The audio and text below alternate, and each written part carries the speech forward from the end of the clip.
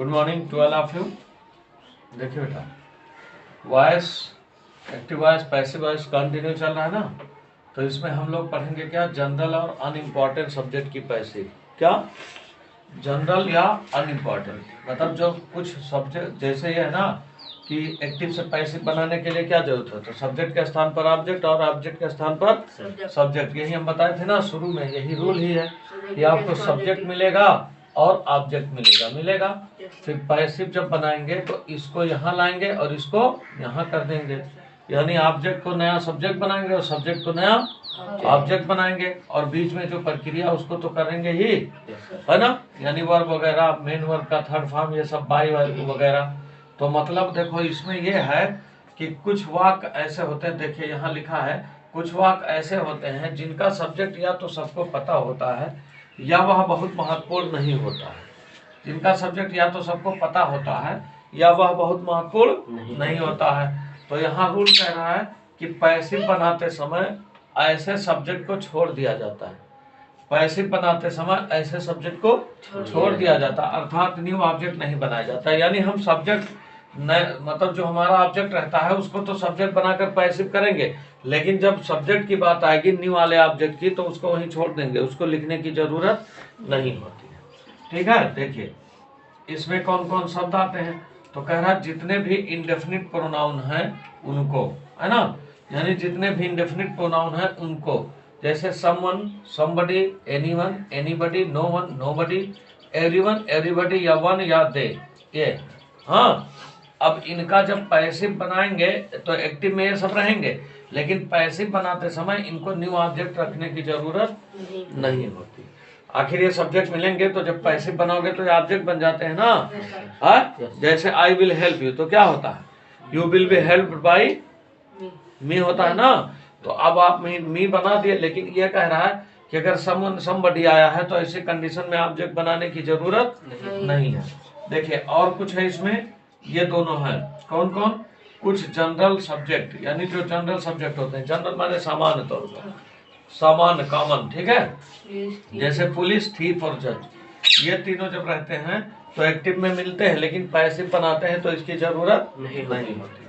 देखिए कह रहा somebody will help you, somebody will help you, तो इसका मतलब ये हुआ कि देखिए यू को हमने नया सब्जेक्ट बना दिया, फिर somebody की जरूरत नहीं यहाँ है।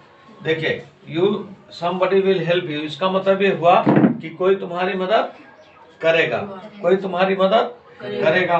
तो अब इसमें ये होगा कि तुम्हारी मदद की जाएगी, बस इतना, तुम्हारी मदद की जाएगी। अब सम ये नहीं कि किसी के द्वारा, ऐसा नहीं है कि तुम्हारी मदद किसी के द्वारा की जाएगी, ऐसा नहीं है, हम केवल लिखेंगे कि तुम्हारी मदद की जाएगी, बस। somebody will help you, तो you will be helped, बस। अब somebody रखने की जरूरत यहाँ नहीं है, क्योंकि जब हम somebody को ऑब्जेक्ट बना देंगे तो इसका मतलब ये होगा कि कोई ग्रुप है, कोई समूह है जिसको somebody शो कर रहा है, इसीलिए हम उसी के द्वारा आपकी मदद करवाएंगे। तो ऐसा तो है नहीं somebody मतलब पूरी दुनिया में कोई भी आपकी मदद की करेगा, तो इसका मतलब हुआ कि भाई चलिए आपकी मदद की जाएगी। अब कौन करेगा इसका फिक्स नहीं है, तो somebody में भी तो नहीं फिक्स है कि कौन करेगा, है ना। अब कह दिया जाए कि somebody will kill you, कोई तुम्हें मार देगा, तो कौन मारेगा, पता नहीं ना। तो अब ये कर दोगे कि you will be killed by somebody, तो इसका मतलब somebody एक वो हो जाएगा। अच्छा एक बात और देखो कि सब्जेक्ट जो है, जब यहाँ सब्जेक्ट बना तो ये डिफिनिट नहीं है, ठीक है, लेकिन जब ऑब्जेक्ट बनाएंगे तो डिफिनिट हो जाएगा, ठीक। देखिए इसीलिए हमको ध्यान देना है बेटा, somebody will help you, तो you will be helped, बस इतना करके छोड़ देना है, आपको by somebody कहने की जरूरत नहीं है। फिर कह रहा है someone has stolen my mobile, यानी किसी ने मेरी मोबाइल चोरी कर लिया।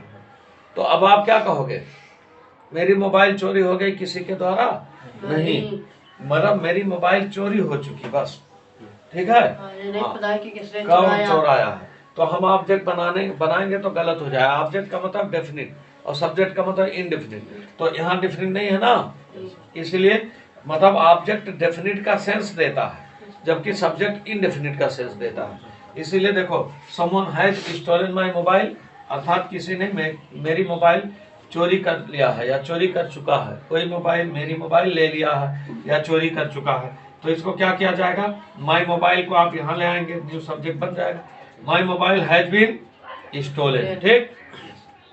और नजदीक आ जाओ, फिर देखो नोबडी कैन डू इट, कोई भी इसे नहीं कर पाएगा, कोई भी इसे नहीं कर पाएगा, तो it can not be done हो जाएगा। इट को आप यहाँ लाए, कैन के साथ भी बढ़ता है कि नहीं, है ना, जब में भी कैन भी ये सब रहेगा, विल शैल तो मतलब भी बढ़ाना है, ऐसे कैन में भी बढ़ा देना, तो इट कैन बी डन हो गया। दे, THEY दे है बेटा, ठीक है, देखो दे THEY इसको कर लो, THEY, they elected him secretary, उन्होंने उसे सेक्रेटरी नियुक्त कर लिया, इलेक्ट कर लिया।